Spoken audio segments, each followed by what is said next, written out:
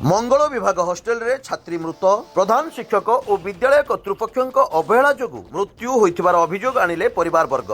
रायगड़ा जिला मुनिगुड़ा ब्लॉक आंबदोला सरकारी उच्च माध्यमिक विद्यालय रे हॉस्टेल रे रही पाठ पढ़ुथिबार जने छात्री मृत्यु होइथिबा कथा जणा पड़िछि। मृत छात्री जनक हेले अष्टम श्रेणीर छात्री गीता माझी। आज रातिरे हठात गीतांकर देह असुस्थ हेबारु विद्यालय कर्तृपक्ष आंबदोला प्राथमिक स्वास्थ्य केन्द्र को आनिथिले। मेडिकल रे भर्ती करने पूर्व गीतांकर मृत्यु होइथिबा कथा डाक्तर प्रकाश करिसेंती। मृत गीतांकर घर आंबदोला थाना अंतर्गत कंधवाली जोड़ी।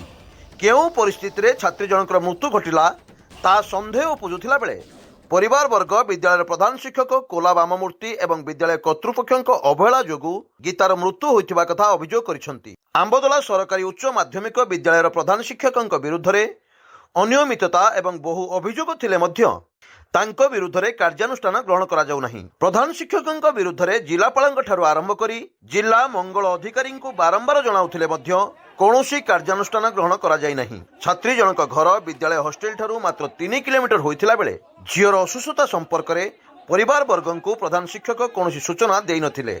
झियर मृत्युवरण करबा परे मृत्यु संपर्क रे सूचना दिया जायथिला बोली परिवार प्रकाश करिसेंती। एमिति कि मृत झियर असुस्थता खबर सुनिबा परे झियो को देखा जाइथिला बेले उक्त विद्यालय प्रधान शिक्षक कोलाबा मनमूर्ति साक्षात करने को देई नथिबार अभियोग करिसेंती मृतकंक माँ बापा।